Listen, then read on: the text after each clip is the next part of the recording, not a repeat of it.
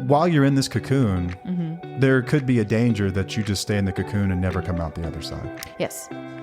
That could be scary if you're not working on something. If you think that you're doing this to go back to how you were before, or if you're not working on changes, it's more of, I guess, a depressive state than actually change. Or just stuck. Welcome back to another episode of Till the Wheels Fall Off. I'm Matt. I'm Paige. We've got an awesome episode. I'm really looking forward to this episode. I know I cut you off. No, it's totally cool. I'm excited. Too, I'm excited. The cocoon stage of healing, like a butterfly, right? Caterpillar turns into a butterfly, but first it goes into a cocoon, and it's a wonderful metaphor that sort of describes this process of isolation and education and really getting down to the root of the changes that you're going through. And we're going to talk about that today. And it's where a lot of people are at right now. Yeah, I've recognized this in a lot of wheelies, and I'm just excited to share my experience in this and what it did for me, and same with you, because you went through it as well. Yeah. But we didn't know we were going through it while we were going through it. So I think this is going to be really beneficial for those that are going through it now. For sure. Because it's got a label on it. For sure. And it makes sense. First things first, we got a few announcements. Okay. First one is going to be a newsletter that we always forget to mention. We have a free newsletter. If you go to our website and it's tufo.com, twfo.com, and scroll all the way to the bottom, you can sign up for the newsletter. Put your email address in there. We're not going to sell it. We're not going to spam you or anything like that. You get a weekly newsletter. It's totally free. Yeah, and if you have signed up and you're not getting them, shoot us an email at info@twofocouple.com, because there were some issues with some people who it wasn't going through. And yeah, it was the like going system to the that junk. distributes it is confusing to say the least. Well, I can't put their email addresses in there. They have to do it themselves. So if you're not, there's a legal thing that goes along with it. So maybe that's it. If you're not getting it, then you have to just sign up again. Yes. See what and happens. Then make sure you check your junk mail, because they send some type of like confirmation. Confirm email. you've signed up for this. Yeah. That makes sense. Yeah. Otherwise, you could just sign anyone up for. Yes. Exactly. Emails. That makes sense. Right. There's a process for it. And it does make sense, but it's really frustrating when some people ask you like, hey, I need help here. And I'm like, I'm trying. I don't know what to do. Like I'm putting your name in here, but it's not working. It has to come from your side. So yeah. It comes out once a week. Matt writes it. It's his thing. Yeah. It's beautiful writing. I love it. I don't know about that, but I do my best. And I think that most of the time there's usually a good story in there. Yeah. Should be helpful for you. It's been really helpful. The next thing we've got is the community. We have a free Facebook community called Tufo Community. If you're not aware, I hope you are by now, if you're a regular listener, that we have a free community that we would love to have you in. We just hit 3,000 members. Did we really? Mm-hmm. Awesome. I noticed it today. We were really close for a while.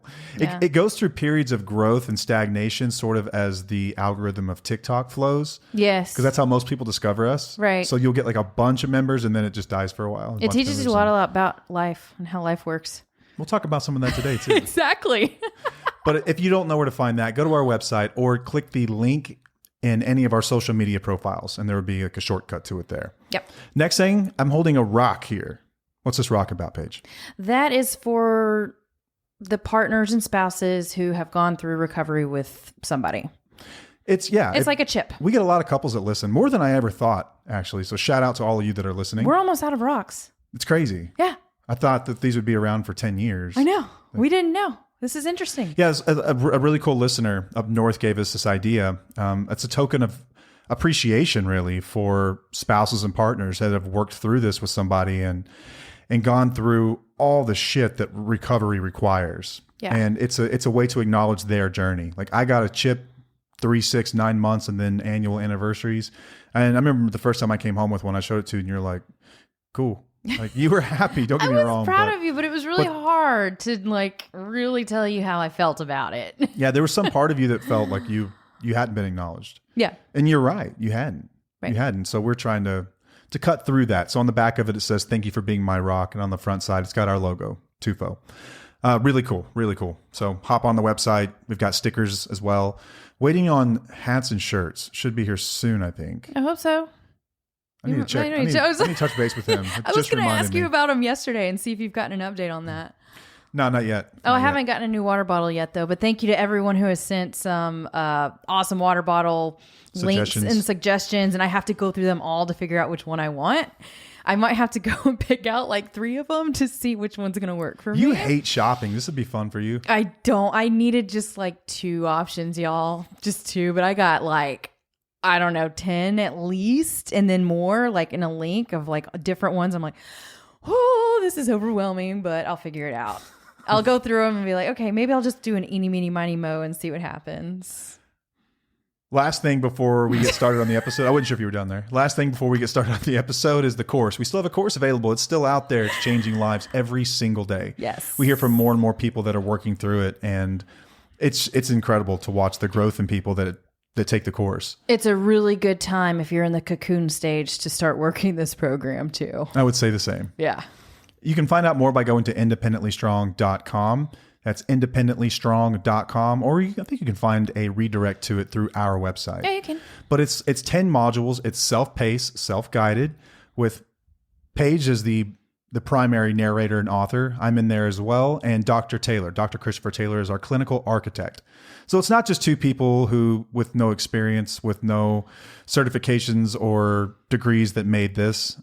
This comes with, a clinician's backing. This has been approved. This has been worked through by him as well. And he's renowned. He's fantastic. He's phenomenal in what he does. And he makes appearances in each and every module to sort of give the clinical perspective on it. It's really, really cool. Also comes with free community calls. Yes. Well, it comes with community calls. Well, yeah, it's not in addition to the cost of the course. You buy the course and you get that. Yeah. So I host those every Wednesday right now, every Wednesday evening. And they've been great. It's been a great addition to the course, I believe. I think so too. And speaking of community calls, we are looking for a solution for our typical community calls. Like we generally did them about once a month. Just be in the lookout in the community. Okay, so there is a solution. We'll talk about it next week. So you don't have to buy the course. This week we have something going on. Yes, yeah. You don't have. It's not. It'll be separate from Independently Strong. It's more on the TUFO side of things, and we just be on the lookout in our group. Yeah, I've been working through that. You don't have to buy the course we've always been all about free resources for people. We want to offer as many resources as possible, but we also want to do this full time. We want to be able to help you guys through some really difficult things, and that takes time. It does. So we're working on it. Be on the lookout in the community, as Paige said. Hold her to that as well. If you don't see anything, make sure to follow up with her. I'm not the one posting it. Oh, okay. You don't even know what I'm doing. I've been working with somebody awesome behind that you have nothing to do with. So don't worry about what I'm doing. Right on. Okay. Are we ready to get into this? Let's do it. Did you know that this episode is releasing on my birthday? Yeah, I did. Actually, the newsletter mentions that as well. Oh, does it? Mm-hmm. Okay. I don't like talking about my birthday, though, even though I brought it up. Paige used to be totally cool about her birthdays until she hit a certain age, and now we don't discuss birthdays. 35. 30. She's 35 forever. Yes. Let's go with that. Yeah. After that, it was like, we're not discussing this. I don't want to talk about this. I mean, I'm grateful that I'm at this age. It's just, I forget how old I am sometimes. Not even that old. Okay. You feel old? I do. I feel my old. body feels old and my mind feels a little old because I forget things, and like waking up in the mornings, my body feels all like old. You've also been through quite a bit of shit for someone your age. Mentally? Yeah, that could play into it. Yeah. Okay. Well, our kids think that I'm younger sometimes, or do they think I'm older? I don't remember. Okay. There you go. Just showing your age again. Exactly. There we go. All right. So let's talk about the cocoon stage. So this is something that I've been wanting to discuss for weeks now. I actually heard about it from the holistic psychologist on IG. We've mentioned her account before because I get a lot of information from her that's pretty on point. And she's awesome. Yeah, she's really awesome. If you don't follow her, go follow her. I even think she did a podcast over this a couple of years ago. I didn't listen to it. I'm very more into going into my experience and then doing some research and stuff. But this is, when she put this post up, I was like, whoa, this is a thing. This actually happened to me, and it's a thing. So talking openly about the cocoon stage is like what's really important. It's a sign you're on a healing path and that you've woken up from autopilot and are giving yourself time to decompress, process, and reflect on life. It's a true act of self-care that not everyone understands. That's what she put on her post, along with the normalizing of it. Okay. Yeah, when you first told me about this, I'm like, oh, that makes total sense. It makes complete sense. Like you think about the transition of a larva to a caterpillar to a butterfly. Like we all know that it goes into this awesome cocoon for a while. Remember doing that in school? Remember the butterfly project? I did it with the kids during homeschool. That's right. You did it in homeschool with the kids too. Yeah. It's really, really cool though. It was amazing. It's one of nature's coolest bits. Yes. It really is. I loved watching them and seeing them even in their cocoon stage. I'm like, when are they going to come out? When are they going to come out? This is really cool. But it's a necessary part of growth in general. Yes. But especially when you're undergoing major crisis. Yeah. Yeah. I think it happens throughout our entire life. So before we get into what it is, I do want to talk about what the holistic psychologist put on her post. I'm going to read it so that people know what we're talking about, and then we'll get into it. Let's run it. Is that all right? All right. Normalize the cocoon stage, where your friends don't see you as much, where you recover from the overstimulation of life. Here's why. Human beings have natural seasons of life. At times, we want to be more extroverted and connected to community. And at times, we are called inwards to spend time alone, to reconnect with ourselves.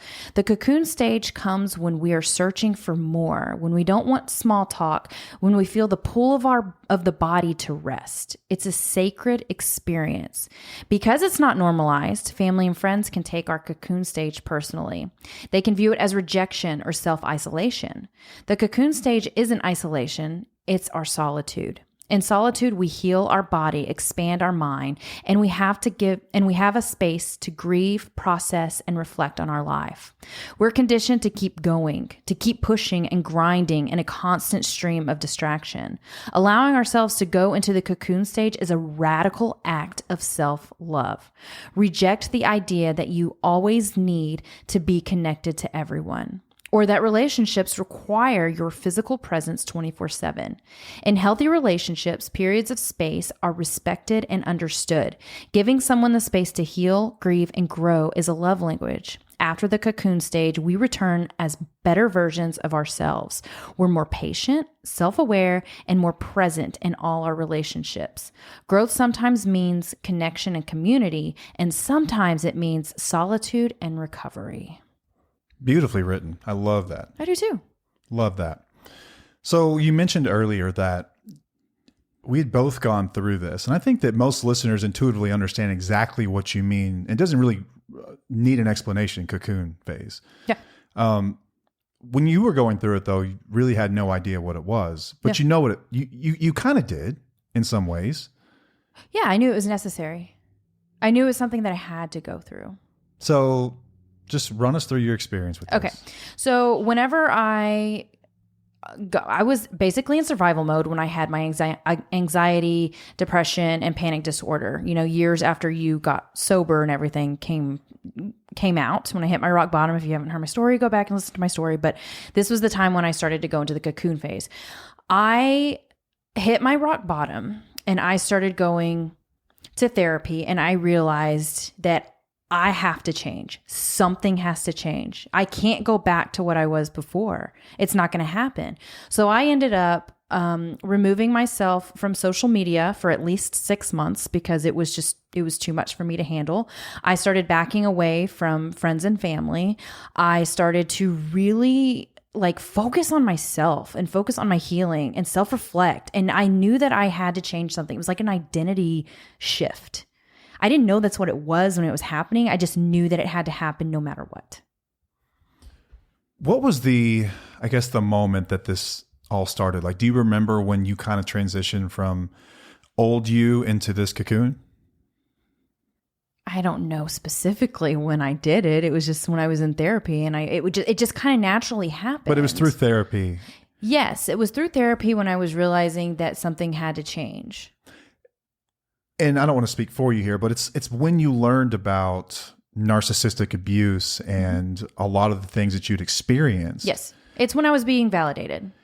And it's like this aha moment where you realize what it is that's been affecting you all this time. And it's like you start to digest all this new information. You start to read new books. You start to listen to shows like this one.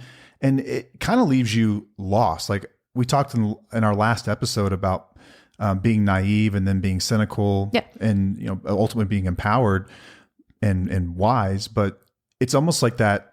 There's sort of like this like divider between naive and cynical. And that's kind of what this was in some ways. Yeah. Where once you discovered the truth about everything, it was like you couldn't go back to being who you were before. No. So now you had to get into Cocoon and figure all this stuff out and begin to heal and process it and kind of get used to this new person, like this new identity, like this new mind that was living inside of you. Yeah. And it's rough. It's really rough. It's scary. It's really scary at first because you think that something's wrong with you, because you feel like, oh, well, what is wrong with me? You know, something's wrong with me that I have to be in this stage that I don't want to talk to anybody. You know, you don't want to really have small talk. You don't want to be there for your friends. You don't want to, you really want to be in a safe space by yourself to learn how to cope and manage things. And that's scary because you're having to reflect on things that happened in the past. And then you're like, I don't want to do that again. So what do I need to do to make sure that doesn't happen going forward?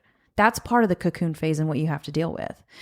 So, but I embraced it instead of like being really scared of it. I think I really embraced it because I knew that I had to do it and I didn't care what stood in my way. Yeah, you talked a bit about the social pressures that kind of go along with this and getting off of social media for a while. So you were in direct sales for a little while. Yes. And that requires a ton of upkeep in social media. Like it's constantly staying on top of the trends. What's the algorithm doing this week or this day? And it's like team meetings and it's constant posting. And I was a content creator. I had to be live a lot too. Yeah. And do my face a lot, you know.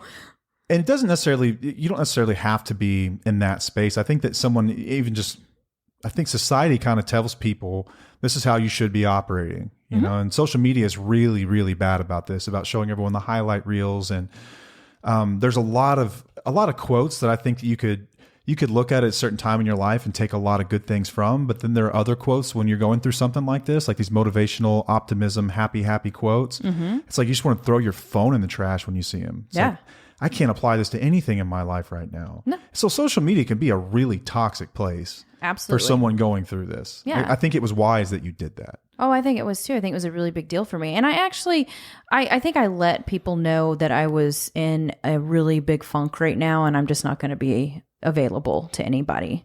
So social media wise. Yeah. You kind of made an announcement or something, right? I did. I let them know that I was going through a funk. You know, it's wild. The more you're on social media and if you're on a pretty regular basis, you kind of get to know people based on their posts. And I think that a lot of people have a pattern. I'm probably guilty of this to some extent as well, where you have like these manic patterns where you can get really, really, really energetic and you're posting a lot and everything's really going really well. And then you just fall off the face of the planet. And you know that that's when people are going through stuff. Absolutely. Generally.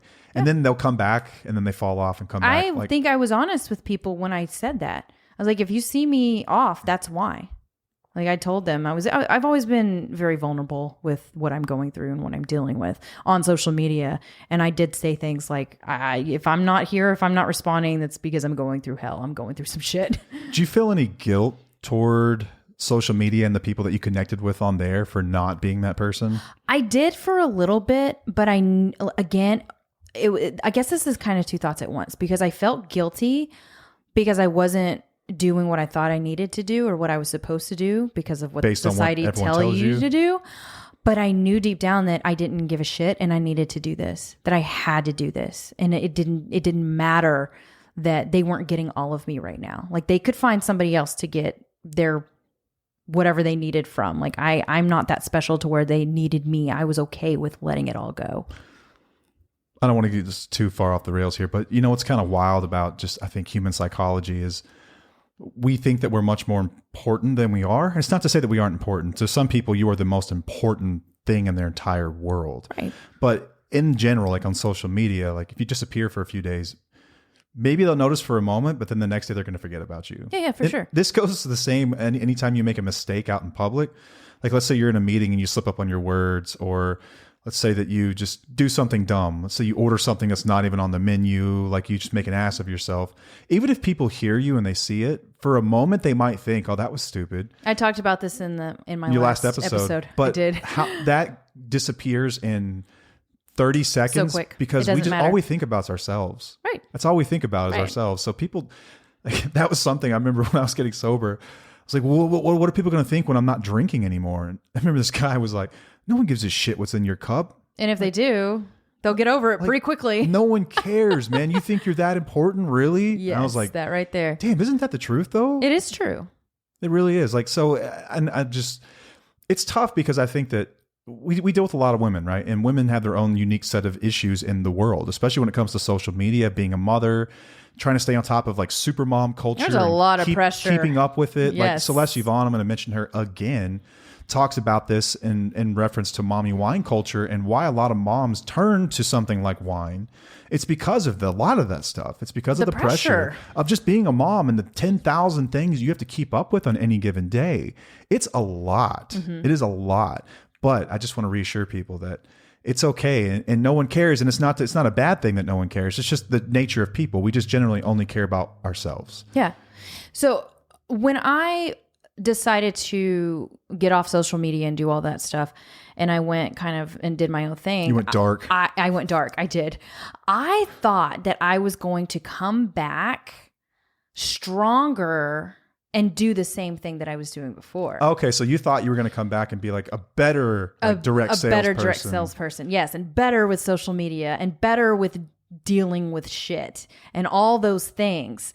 That's not what happened. I became different. Just different completely. Just different. Transformed. I was stronger in other areas, like setting boundaries. I was stronger in like learning how to not give a fuck. I was stronger in your values in as my well. values and living like really building myself up to be the best version of myself possible. That meant that I had to do something different than going back to what I was doing. I had to do something completely different.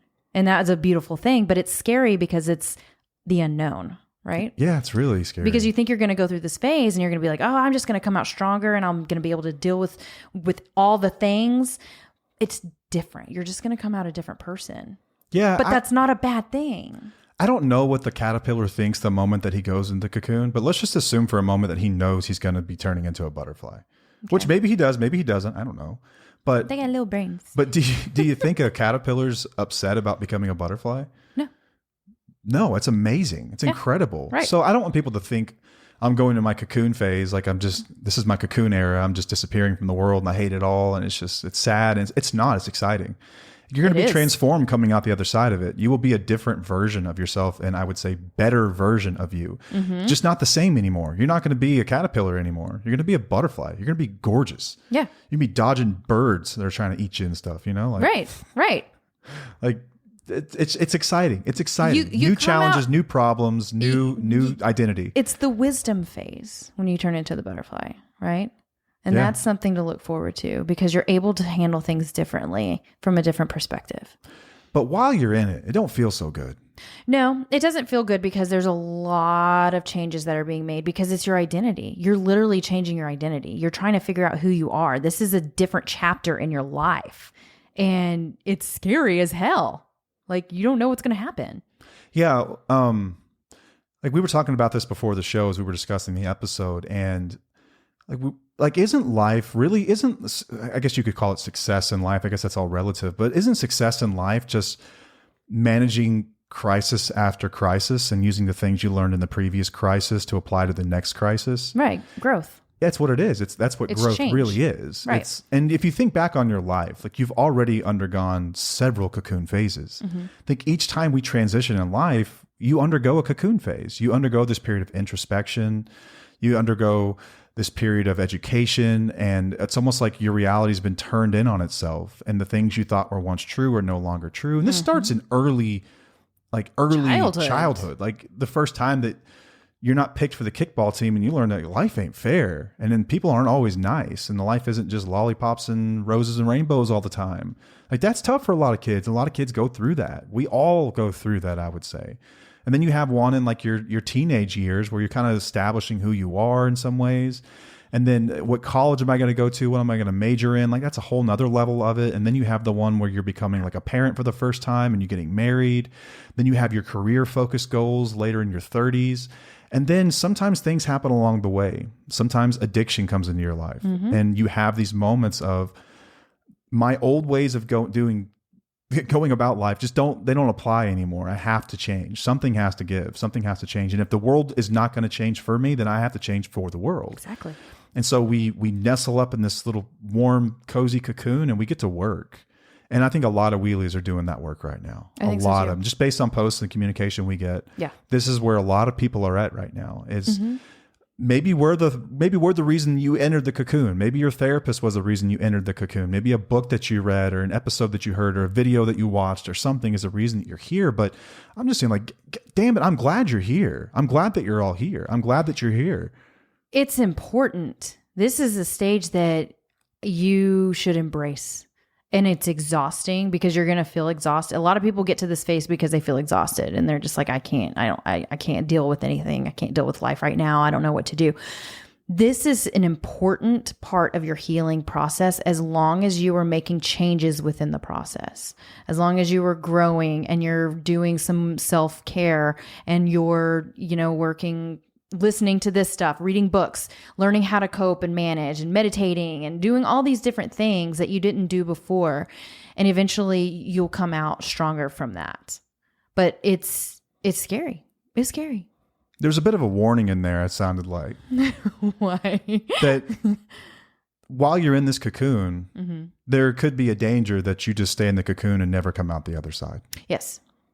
That could be scary if you're not working on something. If you think that you're doing this to go back to how you were before, or if you're not working on changes, it's more of, I guess, a depressive state than actually change. Or just stuck. Just stuck. Yeah. Like that's scary. Like we've all seen that quote. I'll probably butcher it, but it's like, don't fear. The biggest fear you should have is being the same person you are today, tomorrow. Like that should be your biggest fear in life. But I think that there are still so many people grappling with what could have been or what was or the potential or the dream or the idea that my life was supposed to be a certain way and it's not. And I've been there before too. You can get stuck in that phase for a very long time. And it's like, I call it like it's not fair phase where I'm just going to sit here and just kind of sulk. I'm just going to be pretty upset, but I think it's sort of part of this. Part of it. But I think that you have to mourn your old self. You do, but you also have to be intentional about moving forward. Yeah, for sure. There's a gray area there. There's a gray area. But if you're in this for a long period of time and nothing's changing, then that's scary. That's more scary than actually doing the work in the cocoon phase. To become the butterfly. Right. So let's talk timelines just kind of briefly. Okay, so for me, it lasted a little bit longer than I expected. I think that 6 months to a year. What do you mean longer than you expected? What was your expectation going in? Well, you think you go to therapy 3 times and you're going to be fixed, That's right? What I was looking for.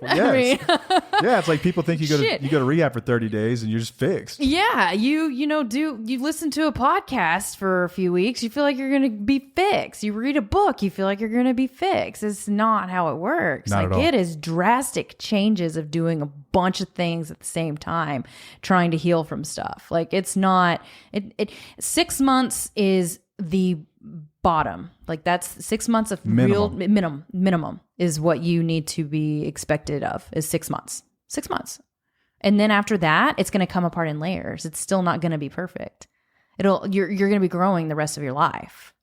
Like mine still comes off in layers. I'm still trying to be that butterfly that I want to be. I've partially come out, but not fully. I've had a couple of these in my adult life, like as of recent, in the last 10, 12 years. And both of them were about a year long. Okay. Yeah. About a year long of just feeling like I was losing my mind. Yeah. And just everything was falling apart. But there, you look back on it, it's like, oh, that's what was happening. I was Yeah. learning a ton. I was sort of reinventing my identity. I was going through a lot of shit, and I was learning a bunch. And if you, the people that are close to you, it won't feel too different to them. But like if I hadn't seen a friend in 5 years and they saw me today, they'd be like, you're completely different than I remember you. Yeah. I'm like, that's kind of the point. Right. I should hope so. Yeah. Isn't that what we should aim for? Yeah. But see, we talked about this earlier, is that when I went through my cocoon phase, I was afraid. I had, this was two thoughts at once again, is that I was afraid of how me coming out with my authentic self, how you were going to perceive me. I was afraid that you were not going to like me anymore, that you were going to say F you, that you were going to be like, I don't want to have anything to do with this. And I decided within that phase that I didn't care. I didn't care. I was like, I needed to change. Something needed to change. And this is what I'm doing to change. And if you don't like it, so be it. Same with friends and family. They're going to feel the same way. Mm-hmm. You know, they may not like me anymore because I'm a different person. I'm okay with that. I'm okay with that right now. It's okay. That's a beautiful place to be. I had to change. I had to do whatever it took to change. And you went through the same thing. Yeah. I went through one of these when I got sober. That was the first one. And then I went through another one, like this huge identity shift, like this just change in the way that I saw the world and the people that were close to me. And I cocooned for a full year. We were talking about this. That TUFO was the result of my last cocoon phase. Yeah. That's when it started. Yeah. That was the result of it. I went to this, I mean, it felt like depression. That's what it felt like to me. Like you kind of described more of like a process of like almost intentional, like work and almost like being sort of aware of it. Like for me, it just felt like depression. I felt depressed. I felt sad. I felt like I was grieving. I felt like lost, like and lost. confused. And like, I'm never going to figure this out. My life's a lie. I have to go back to what was comfortable because I was at least happy then. But knowing that you couldn't also, and so then you're only because left with... You've learned things that you can't unlearn. Yeah, so you have to move forward, and then like you feel like what do you do? How do you go about that? And it wasn't like I had an outline for it. No one wrote me a 1, 2, 3 list or anything. You just, one day, it's like you just kind of snap out of it. And I don't know if it was something I heard, but I will say this, is that each time that I went through one of these things, the group of people that I surrounded myself with changed. Yeah. And those people led me to coming out of it a butterfly each time. It was like a group of different people. Like when I first got sober, it was the people that were getting sober too. And I learned so much from those guys, so much, and women. I learned so much from them about how to navigate life sober. And then this other one that we went through where it's like, and I'll just be transparent about it. I've been working a career for the last, 15 years. Really, I've been around it my entire life. I was going to say, yeah. I'm fourth generation in the logistics industry, and it was like something I thought that I would always do. And it's a very comfortable family style business. But I had this moment that occurred a few years ago where it's like, I don't think this is what I want. In fact, I know it's not what I want. And in fact, I'm miserable doing this. And it's not just the work. It's the fact that your family businesses, when they're good, they're good. When they're bad, there's absolutely nothing worse. Nothing worse. And I would put that up against anything. And so things started to go bad there with some of the family relationships. And man, it's hell on earth. Like you hate the place you go every day. Like you cannot stand your life. Like something has to change. I'd rather just, live in a cardboard box than do this. And it was like something has to change. Like I feel like there's got to be more purpose to my life. If this is how I make a living, that's maybe one thing, but I cannot live without a purpose of some kind. And TUFO was the purpose that came out of that. It's like, let's help people. Yeah. Let's see if we can change someone's life. Let's see if we can, there's got to be some reason for all this crap. We can make it useful. So we talk about the alchemy of recovery, right? Which is sort of like what butterflies do, you know, like it's little caterpillars, like, I don't know. I don't want to be rude and call them fat, call them chubby. This little chubby worm deal, holes up in this little cocoon. He comes out this beautiful butterfly. That's like alchemy, like let's take some of the worst moments of your life and let's make them beautiful. And I felt like that's where we were when I came out of this and TUFO started. And like, this is a direct result of the last cocoon phase. So yeah, just goes to show that like, even from the darkest moments of your life, something good can come of it. Yeah. And we might have more cocoon phases. There will be more cocoon phases. There will be more. And I think the more that we learn about it and the more we normalize it, the easier it is to get through it because you embrace it when you realize, you know what, at least I'm making changes. I think I've had partial, so cocoon phases can last weeks, months, or wait, days, weeks, months, or years. Like it depends on the person and what they're dealing with or whatnot. But I think I've had some weeks within even TUFO having to go through a cocoon phase because I was shifting my identity. You know, things were changing within me. I was doing hard things that were uncomfortable and it's just part of the growth, but I was able to deal with it a lot better than I was before because I knew that it was part of the process. Yeah. You know, that quote that we've put on here a few times, it's that identity lags reality by 1 to 2 years. Right. I think that's actually a Mark Manson quote. I'm pretty sure it is. Yes. But it's true. Like whenever you're going through this stuff, you will have changed, but you won't feel like you've changed for 1 to 2 years after the fact. Yeah. And we're coming up on 2 years. So we're just now starting to feel like we started a podcast and people care about it. Exactly. And that's true. It's exactly true. how I feel It's right how now I feel. today. I know. I agree. Like, I still feel very hesitant to talk about certain things. And like, does anyone really care about any of this? Right, But, right. This is just us having a conversation in our studio, in our home. Yeah. Like it just doesn't feel it. We know we're making progress. We know that we are helping people. We know that, but it still feels so new to us. Yeah. And you're going to feel the exact same way as you go through the education piece of this. Like if you're working the course, as you go through that, like Paige and I have talked about this, like we want to have success stories. If we don't have success stories, in my opinion, I feel like I've failed in a lot of ways. But success looks different for different people. That right there. There will be some people that want to reestablish love in a relationship after addiction. And there will be some people that are willing to work a path of recovery that make that possible. But there will be some other segment of people that show up that way, which is why I say I hate us. Like I can't stand us being like this, like happy Instagram TikTok couple that gives people hope, because that's not what we ever wanted to do, was just give people hope. It's one possible avenue of a resolution, but it's the most unlikely one as well. And like, I want to be transparent about that, is that very few people will get what we got.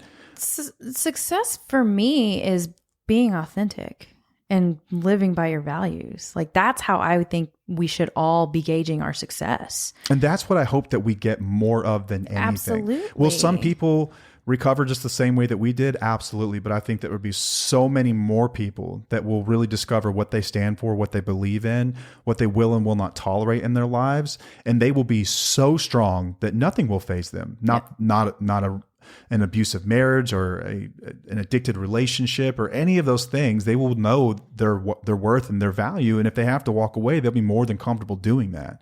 Yeah. Well, so this cocoon phase can happen at any time within your relationship, or if you're out your side of your relationship or anything. Like it can happen at any moment. I do see it happening mostly when people are on the fence of leaving or not. And like there's like something really big happening within their relationship. There's a big transitioning happening. So that's when I see this pop up. But for us, it happened way further down the line. Yeah. Or at least for me it did. And for you too. But it was kind of different. Mine wasn't based on my relationship status. Mine was based on other external factors that were happening within our life. Yeah. Yeah. I want to have happy endings for everyone. And I think that if you stick with us, you will get a happy ending. Maybe it doesn't look exactly the way you thought it would when you first came in here, but I would also argue that anyone that listens here, anyone that found us and discovered us, was already in some sort of a cocoon phase. You don't normally search things like broken relationship or alcoholic spouse or alcoholic husband or addiction in marriage unless you're going through that sort of thing. You're looking for answers. Like you've already come to the conclusion that things aren't normal anymore. And so you come here for validation, and then you leave with growth and empowerment. Yeah. Which is incredible. We're not a group that's going to keep you stagnant, and we're all about growth, and growth hurts. Healing hurts. It's not an easy process, but staying the same hurts more. So that's what I was going to bring up next, is when someone's in the cocoon phase, like what needs to happen for them to move forward to butterfly? So what is it? What do they need to do while they're in it? Yeah. Okay. Yeah. Because we talked about the danger of just getting depressed and isolating. And I also don't believe that you can just force your way through it either. I think it's sort of a natural process. And when you're ready, you'll be ready. But what are some do's and don'ts? It's a natural process. And I think that the first thing that you should probably tell yourself is to accept it and embrace it. Don't fight it. You know, don't try to change your emotions or your feelings or whatever it is that you're going through. It's necessary for you to be feeling the way you feel. Like, take your time to self-reflect and actually feel your feelings. Yeah, we don't want anyone going backwards. Don't fight it. Don't go backwards, because if you go backwards, if you can, I mean, it's going to feel like you're going backwards. Like, this is one of those steps where it feels like you're going backwards because, you know, society tells you got to keep going, stay strong, keep doing these things. Man, hustle blah, blah, blah. culture is the worst thing ever. You were so bad about that, babe. Come on. There's a time and a place for it, but it doesn't apply to everything all the time. Well, I had a problem. Like, I mean, like when I went off of social media and you're like, well, why don't you just deal with it? You just need to deal with it. Or if I needed to be around certain people or you wanted to be around certain people, you're just like, just deal with it. Just cope with it. And I'm like, I physically can and mentally cannot deal with this right now. So I don't care what you say about this hustle or whatever it is that you're needing to do. Like, I don't care. I have to take this time to heal. Something is going on with me that I need to change. So I'm going to pull back the curtain a bit on a lot of recovery talk. Okay. Like, a lot of times people in recovery will come home, like especially in AA, and they'll come home and they'll start throwing all these ideas and concepts at you. Blech. And like acceptance is the answer was a big one. And it is a big one for a lot of people. I still think acceptance is a great, yes, keep going. It's literally tattooed on my ribs. Yeah, I know. Acceptance is the answer. It's a but big deal. It means something different to me today than the day I got that tattoo. Thank God. The day I got that tattoo, I was absolutely convinced that there was nothing anyone or anything could do to me that would affect my peace and serenity. Mm-hmm. And that includes surrounding yourself with toxic people who were bad for you. Because I did this for a long time, and yes, you can get to that place. And this is sort of my rub with Alan on as well, is this whole acceptance is the answer thing. Like, yeah, to some degree, you are responsible for your reactions to things. You are responsible for your acceptance of other people being just the way they are. But what I didn't put together, and I'm not the smartest, is that I didn't have to show up. I didn't have to keep putting myself in those situations to run myself through this whole process where I had to find serenity and journal and call someone, when it's just much easier not to deal with shitheads. Right. It was so much easier to pull back and say, I'm not giving you space anymore. Exactly. It's like apology accepted, access denied. Mm-hmm. I'm not doing this shit anymore. And so whenever you were going through it, I came home with the recovery talk, right? And I'm like, no, honey, it's acceptance is the answer. You can't control how they treat you. You can't control your feelings around this. You just need to keep doing the next right thing. Like all this recovery Oh, no, shit. You would tell me I can control my feelings. Can control your feelings. Yeah, you'd say, you can control this. Yeah, and you just need to suck it up. Just keep doing the next right thing. And you're looking at me like, just keep your side of the street clean. And I was like, you don't understand how that stuff means. Like the whole acceptance thing. I remember when you first were saying it. I don't think that means what you think it means. That means what you think it means. Like I understand if you're an addict. No, it has a place, especially for people in addiction. Big time. And it has a place here too, because I tell people all the time, yeah, you got to accept the fact that your partner isn't willing to change, but that doesn't mean you tolerate it. Yeah. Acceptance and tolerating doesn't mean the same thing. Very different things. Very different. Accepting just means that you know for a fact that you can't change this person and there's nothing you can do about it. So you leave them in their misery and you go do your own thing. Yeah. That's what it means. It's accepting them for who they are, but not tolerating their shit. That right there. Yeah, I'm going to go off on this tangent. We're like totally got off of the topic, but I think there's a place for this. I think it's a powerful message for people to hear, because this is a sort of what 12 steps teach you, is this idea of radical acceptance. And I think it has a place it absolutely had a crucial place in my life. And I don't think I would be where I am today without it. Agreed. I don't think I would be where I am today without that full, just wholesale. You had to go to the other side of the idea that I am responsible for my reactions, my emotions, everything. It doesn't matter if you call me a POS. At the end of the day, I have to give you permission of whether or not I believe that and give you credence to the idea. Right. But we're talking about our most intimate relationships. We're talking about the people that are supposed to be protecting us and keeping us safe. We're talking about interdependent marriages here. We're not just talking about some stranger on the street. If a stranger on the street tells me I'm an asshole, I'm like, okay. All right, whatever. Yeah. That's kind of how I treat TikTok comments too. Exactly. It's like people will say all kinds of mean shit to me. I'm just like, okay, like whatever. Oh, whatever. It stings a little bit. Don't act like you're every so often they'll cut real deep. They'll be like, oh, this guy's still a total abusive narcissist. I'm not. That's not nice. That's not a nice thing to say. I'm trying to help you. I'm on your side. Yes. I'm on your team. Why would you say something? That's mean. You know? Right, I right. don't, but at the end of the day, I'm like, whatever. I move on in 30 seconds, where that stuff used to send me down spirals where I would put something in my body to change the way I felt just so I could calm down. So I needed acceptance at some point in my life because I couldn't deal with life on life's terms, another recovery term. And I think it has a place in everyone's life. I think that even people who go to Al-Anon, they can say that it has a place in my life, right? Yeah. But if that it does not hold water over time. That's the problem with that idea, is that ultimately it will make you a doormat for people. Exactly. And it doesn't help you empower yourself. No, and it attracts shitty people. That. You know, it's almost like you become a magnet to them because you're all able you're to doing, just you're learning how to tolerate abuse. That's all you're really doing. You're gaslighting yourself into believing that it's not them, it's me. It's not them, it's me. No, it's them. They're assholes. That's true. There are people who are just assholes. Or they just say it's abusive. the alcohol, whatever, but it's not. It's so not much true. more than It's that. not true. There's so much more to it than that. It's way more complex than that. And so, yeah, I think that early on I would come home, and I hope that people can hear this and they relate to some way, because if they've been in recovery with someone, they've been through this stage where you come home and you're suddenly just like, I got a PhD in 12 Babe, steps. this was and I'm gonna 5 years, come home. 4 to 5 years after you were sober, though. I was in it, you know, like in it, like indoctrinated. But I think that people who are smart keep digging and keep wanting to learn more, and you keep wanting to find out, you know, what does this really mean? And you start to have these existential ideas and these crises about everything that you think you know. And I think that's what we always do. I think here anyway, is we always push for change and always push for momentum.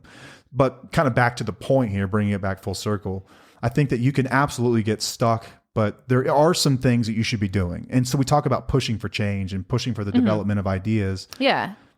Let's roll through those. Well, this is just how to cope with it, to go through it. Like earlier, we had discussed what you can do during it, which would be, you know, therapy and journaling and meditation and educating yourself, but also resting, knowing when to rest. Make sure that you have a comfortable space, like your safe space. Have a safe space for yourself within your home, where you can go and just be alone and reflect on how you're feeling. Cry. Freaking cry it out if you have to. Feel those feels. Question, we're going to get there. Yeah. What if you don't have a space in your home where you can feel safe? What if your home is really just difficult. absolutely a mess? That's a really good question, because I know a lot of people too have young children who may have no time to get away from their children. If you could hire a babysitter for an hour, go for it. If you have a neighbor, you can have your kids go watch your kids for a little bit. You can do that. If you have family members, just something. Even if that's not a recommendation, or if that's not even something that you can do, have your kids just watch TV for an hour or so. You know, you don't have to be the perfect parent to your kids. And I was going to suggest time. even some things you can do to get outside the home. So a place of solitude that's always been this way for me is my car. Like, I love my car, and like I think a lot of us feel that way. I've always been a car person, and it's not just because I think that the mechanics of it are neat. Like, guys are typically interested in things, and women are typically interested in people. Yeah, like very true with us. Well, I don't know, a little bit of both. Yeah, but you're nowhere close to being interested in things. Like, you don't give a shit about things. No, I don't. But cars have always just been. We spend so much of our lives in them. Like, why not? Like, I don't know. Put more thought into like that space, right? Oh, yeah. I used to love that space when the kids were little. Yeah. Because they would sleep. They would sleep. In the car. Exactly. So if you got little kids. I would pull up, and then I would just let them sleep while I would listen to something or read something, or just kind of sit there mindlessly, you know, and just like, great. I'm not getting out of this damn car until they wake up. Like, I don't care. I'm a huge fan of coffee shops. Yeah, coffee shops are great too. But sometimes for me, during this phase, I couldn't even go to a grocery store, Matt. Really? Yeah, this was not even like, I didn't want to be around people. This is actually a place like where you can go and be by yourself. If you need to go for a walk in nature, you will need to do that. That's important. My safe space, like my favorite space, and I actually went through this in therapy, is our backyard. I love our backyard. Like, that gives me so much solitude. Like, I feel so good there by myself, and I can be connected to the universe. Sound canceling headphones are a godsend too. Yes, they really are. I was going to say, like, when I go to coffee shops, I generally turn sound canceling on, and I'll turn on some really low music with no words. Like, it's generally classical music or it's lo-fi. And sometimes I just people watch and think. Sometimes I write. Sometimes I read. I mean, you can do that, but for me during that phase was not, I didn't want to be around people at all. Just didn't want to be around, just isolate in No, general. I just wanted to isolate in general because I was too overstimulated. Typically, this is happening when you're overstimulated, you're exhausted, and you just can't even function properly. Like it's almost survival mode, but it's after survival mode because you're ready to do something different. It's kind of different. And I needed somewhere in my home, something different besides going somewhere because that was just too much for me. Makes sense. Yeah. Okay, But so I mean, if you're a person who is okay with being around people during this, then that's fine. But like, we didn't even have conversations with, like I said, my friends changed, being connected to family changed. Like a lot of things just changed because I didn't have the energy to give myself to anybody else. yeah, and we've talked about this a lot. Like the basis of our course is social learning theory, and it's about how your environment plays into your ability to grow, to heal, to do a lot of things, to change. Mm-hmm. So it's very important. Your environment is important. So if whatever you can, if you can find some solace, and make a cool space in your closet. I used to do this as a kid. I kid you not. Hell yes. Remember my closet when I was a kid? I had posters in there. Yes, So you had your computer in there. I had my computer in there, That's weird. and I used to get my guitars in there, and it was like my little studio. It was a chaotic home, and that was the place that I could just get away. Think about kids. They do this in general. A lot of Little kids, forts they'll and do stuff like little that. forts or, MJ, our son, he's very particular on his environment and he changes it up all the time and he wants it a certain way and he'll go to a certain space for him to just sit and like do whatever. I mean, I think that it's healthy for us to do things like that too. I would totally make a little nook for myself. Yeah, so think about that. I made a Zen room. You do have a Zen room. I just don't use it. It's my laundry room now. It's become the laundry room. But it was the dining room, and I made it a Zen room because I was like, this was right after I was going through the cocoon phase. I was like, I want my space. I want this area. I want it to be comforting and whatnot. I used it for a while. Yeah, we never used a dining room. I think we used it 2 times in the entirety of its existence. Oh, I think a lot of homes are being built without dining rooms these days. We It's had just different. Yeah, so if you've got a room that you just don't know what to do with, maybe consider making that your space in some way. Put some pretty plants in there and make it just very calming for you. Make it a journaling space. Even if it's like you said, your closet, make a little space in there if you can. That's great. I love that idea. I know a lot of people that podcast in their closets. It gets good sound. Great acoustics. Yeah. Way better than this. Yeah. I don't, whatever. I like it in here. Okay. Brick wall works really well. So shut up. All right. So I had talked about mindfulness and meditation. I did a lot of this during the cocoon phase. A lot. This is when I learned how to meditate. It was because I was like, I need to learn how to cope or do something or just become present. And it helps me regulate my breathing and helped me just connect to myself. And it took me about 3 months to actually get it down. Because I didn't know how to breathe properly, so it would almost send me into a panic attack. It's a thing. There's actually a thing. Because your body, something about your nervous system. So practice doing stuff like that during this time. It's going to help you become more grounded. Journaling, like we've talked about multiple times, like that's one of the greatest things that you can do because you're just putting your thoughts and feelings out there and it helps you self-reflect and process your emotions. Allow yourself to feel everything, your anger, your sadness, your joy, your fear, everything that you're feeling without judgment. Like that is a big deal. And we've talked about this a lot about if you can feel your feels without judgment, like they're not wrong feelings. They're not wrong. You're not bad for feeling the way you feel. They're feeling for a reason. You're feeling it for a reason. So just don't judge them. Just let them go through you and feel them. It's a big part of the process. And then maybe get into like listening to more music and some art and movement, dancing. I did all of these things. Yeah, you did.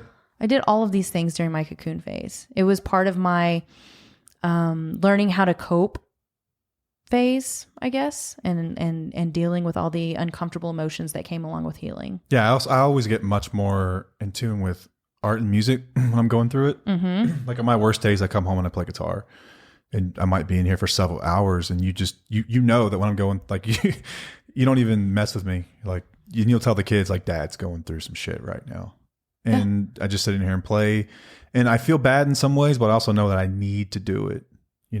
I have to do this Absolutely. right now. So there'll be things like that, and we'll get to the healthy.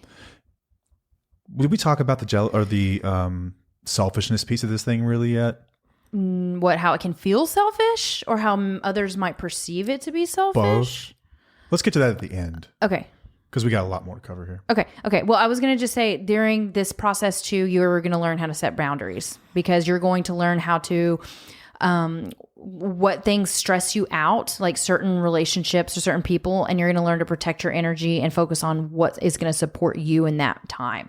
And this is what's scary because a lot of us don't know how to set boundaries. A lot of us don't think about ourselves. A lot of us don't feel like we know how to do these things. But when you're in the cocoon phase, you're going to start doing this stuff. You're setting boundaries without even knowing you're setting boundaries. Yeah. Like you will start to reduce your exposure to toxic people, toxic things, toxic situations. Yep. All these external factors that generally cause this, or, at the very least, sort of like bring it on, will start to fade as you cocoon, as you get more introspective. Yeah. Practice being patient. Be gentle with yourself. Start visualizing your transformation. So start visualizing your growth and how you are going to transform through this phase. Imagine yourself emerging stronger and more aligned with your true self. That is what I got out of that. And it was the best feeling ever. So start visualizing that and recognize that this is an important part of the process and I'm going to come out stronger and different. Yeah, it's an investment. It really is an investment. This is funny. I studied finance and I have a degree in finance, and like it's still a passion of mine, like intellectually, but the idea of investing was always boring to me. Very boring. For a long time in my life, it was boring. I like to spend money, like at one time in my life, I liked to spend money because it made me feel good. Yeah. But I didn't like investing because it didn't feel good. No. And it was risky and you didn't know what was coming out on the other side. And in a lot of ways, it's a metaphor for my addictive behavior. It's like, I need what's now. Instant gratification. I need what's now. I need this, but cocooning it's a bit of an investment where you're putting forth all this effort, but just know on the other side of it, like what you're talking about here, which is like, visualize this. You're going to be a butterfly. You're going to be gorgeous. You're going to be amazing coming out the other side of this. You have something to look forward to. It's not going to get worse. No. If you do this right, it's not going to get worse. No. I promise you that. No, there will be times where you'll go like this, of course. Doesn't mean you won't have ups and downs. Right. But this is a transformation happening. Embrace it as a transformation for the good. Next up. That was it. Oh, that was all of them? Yeah, unless you have something to add to that one. No. I talk for a moment about the selfishness that you feel or that is perceived by other people. Okay, well, I felt like, of course, I did feel a little selfish because I was not giving myself to people anymore as I used to. And that's a people pleaser in me as well. And also being there for everybody and all these things. And then I was like, okay, this feels weird. Maybe I'm doing this wrong. Maybe maybe I need to just, like Matt says, suck it up and deal with it and figure it out. But the other side of me was like, no, I can't. I literally cannot give myself. I have to be selfish in this part. But I wasn't selfish with you or the kids. And it's not even selfish. We use that word incorrectly. Yeah. Which is what we mentioned in one of our episodes recently. When you know what you need, it's like when you're really, really thirsty, like you don't apologize for drinking water. Or when you really have to go to the bathroom, you don't apologize. You don't really apologize for like moving someone out of the way. Like, I have to go. I need this right now. Yeah. Kind of feels that way. Like, survival. It's like it's survival. Exactly. It's survival. Like I have to do this right now. Yeah. Selfishness. Like I remember I remember feeling selfish and being selfish, but also not really caring whether or not it was selfish. Exactly. I needed it more than anything. Exactly. Like my survival depended on it. I had to be selfish. I was like this when I went through this cocoon in my recovery. And I was like this again when I went through this transformation a few years back. Yeah. Where I had people approach me, more than one, basically telling me like, you've changed and I don't like it. And I don't know what you're doing now, but you're not who you used to be. And you haven't communicated with me. And I'm like, tough shit. Like, I don't know what to say. That sounds but I'm unhealthy not really coming from people.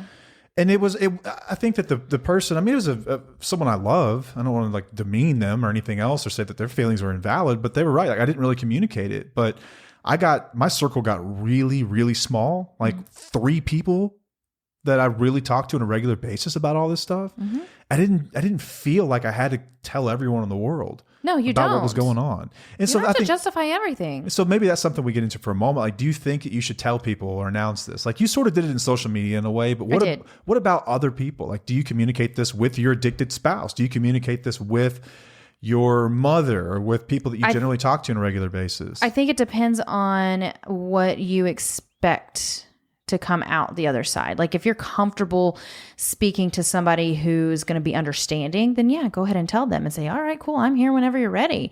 But if you feel like you're going to say it to somebody who isn't really mentally stable, who might say, well, that's stupid, or you know, kind of like you did to me in a way. I mean, but as long as you're okay with just not giving a shit how they react, then you can say something. But I also feel like it's not 100% necessary to say anything. It really depends on you and where you're at. Yeah, I think that with your close relationships, generally there's an ongoing dialogue that's going to exist and they're going to know. And people that get it, and they're not going to question you. Right. That's been my experience. And kind of what you mentioned was that there's going to be another set of people that rely on you for different reasons. These are generally people that take from you. Yep. And they're not going to like this. They're not going to like it. No. It's going to feel like you've changed. You're keeping me out of your life. You're doing all this thing. Whatever. This is what I need right now. Period. Just had an incident in the street. I don't know what that was about. Good grief, man. That guy was going fast. Good thing our kids aren't out there riding their bikes. Sorry. Throwing eggs at them. Our studio's in the front of our house and we can see the street. And someone just burned out the street and took off in a small residential area. It just kind of freaked me out a little bit. But anyway, I think your closest relationships, does it hurt to communicate what you're going through? No, not necessarily. It doesn't hurt. You can just tell them, I'm going through a lot of stuff right now. If I don't seem like myself, it's nothing against you. I'm just going through this. And the right people in your life are going to understand that and they're going to leave you space. Maybe every so often they'll check up on you, but they're not going to press. These are the greatest people I had in these times. Mm-hmm. And they were there for me. They weren't there to like keep tabs or constantly check up or are you done with this or where do we stand? I got rid of that.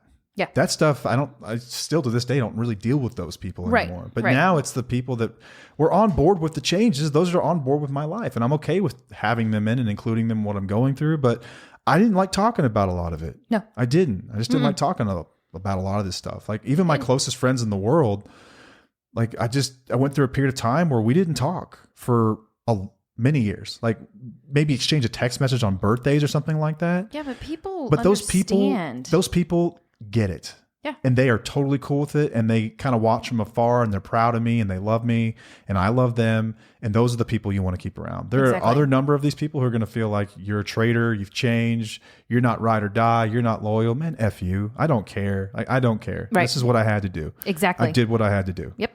And I'm not apologizing for it. Yeah, I feel the same way. So I was in reading about this episode, I was just, I'm all about I always like to read about the psychological like the perspectives that kind of play into this. Uh-huh. And so cocoon phase is kind of a generic term, but as it turns out, it is reflected in not only neuroscience, but it's also reflected in a lot of psychological theories that many people are very familiar with. Okay. So from the neuroscience standpoint, let me go over to this through my notes. Hang on a second. Okay. So I learned something today about the hypothalamic pituitary adrenal axis. So the HPA axis. So chronic stress and trauma, often experienced by spouses of addicts or abusive partners, can dysregulate the HPA axis. The cocoon phase allows for the downregulation of this stress response system and aids in recovery. There's also the amygdala and the prefrontal cortex balance. So we've talked about the amygdala. This is the part of the brain that is responsible for fear and emotional responses. Yeah. Think about how out of whack this gets when living in an addicted relationship. Oh, way out of whack, yeah. right? And the prefrontal cortex, which is the part of your brain that's involved in your rational thinking and decision making, the cocoon phase can help restore this balance, reduces your hypervigilance, always wondering what's going to happen next, and improves your cognitive function as well. And so dopamine, serotonin levels, as well as cortisol levels start to regulate during this phase. Yes. And it is scientifically beneficial. Yes. So there's some behind that, but also psychologically, we talk about some of these frameworks of thought and frameworks of change. Eric Erickson's stages of psychosocial development. So Eric Erickson, he had these 8 stages of development, and each of them were characterized by central conflict that has to be resolved in order for us to progress. And he kind of goes through them in different phases of our lives. Okay. There's not really necessarily a one that fits what an addicted spouse is going through or what the spouse of an addict or alcoholic is going through. But there is this idea that through each of these, you go through this period of transformation and change, which is essentially the cocoon phase. Carl Jung's individuation process, we talked about that. We've talked about that in previous episodes. As we become more aware of ourselves and we integrate different parts of our personality into our life, it aligns very much with the cocoon phase. James Marsh's identity status theory, Abraham Maslow's hierarchy of needs. I think we talked about the pyramid on here, haven't we? About the hierarchy of needs? I think so. Yes. In today's day and age, many of us are at the top of the pyramid. Yeah. Luckily, if we're living in a first world country and our basic needs are met, then we're very much here. But CBT backs this up. Post-traumatic growth theory backs this up. Mindfulness and acceptance-based theories back this up. The narrative theory backs this up. There's a ton of work out there, if you're more interested in learning about this, that backs this up. Yeah. And if you just look at your life as a whole, to where you are today, you have gone through several cocoon phases. We're just here to say is that this one is necessary in order to get to the other side, and you shouldn't feel sorry for it. You don't need to apologize for it. And in fact, it should be an exciting thing. Yes. It might be one of the most difficult phases that you feel like you're going through, but it's going to be the most important one in your life. Every time we've ever come out of one of these things, you come out so much better. Things look a lot different. Things look different. But things will be different. So much better. But it's not a bad different. It's a good different for you and your family, like your children, if you have children. Yeah. It's a big deal. It is. And so as you're going through this, we just wanted to say, hey, we see you, we hear you, and it's okay. And in fact, you're in the right place. Embrace and it. You're around the right people.